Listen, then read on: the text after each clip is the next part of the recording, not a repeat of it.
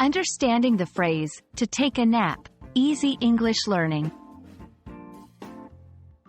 Hello everyone. Today, we're going to explore a very common and useful phrase in English, to take a nap.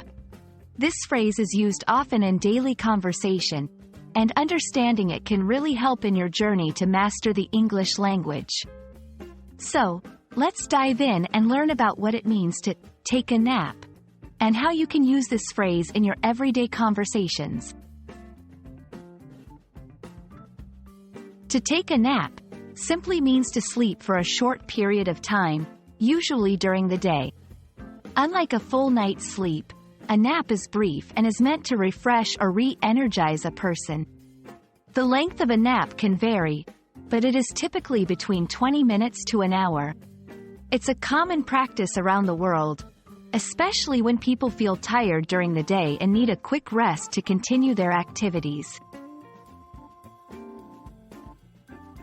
You can use the phrase, to take a nap, in various scenarios. Here are a few examples. When you're feeling tired, I'm feeling a bit tired, I think I'll take a nap.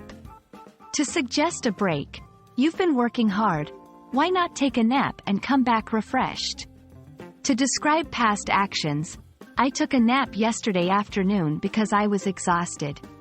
Remember, taking a nap is generally understood as a brief and relaxing activity, so it's used in casual and informal contexts.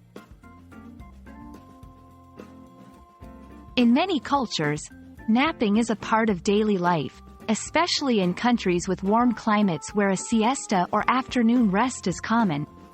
In these cultures, businesses and shops may close in the afternoon to allow for a rest period.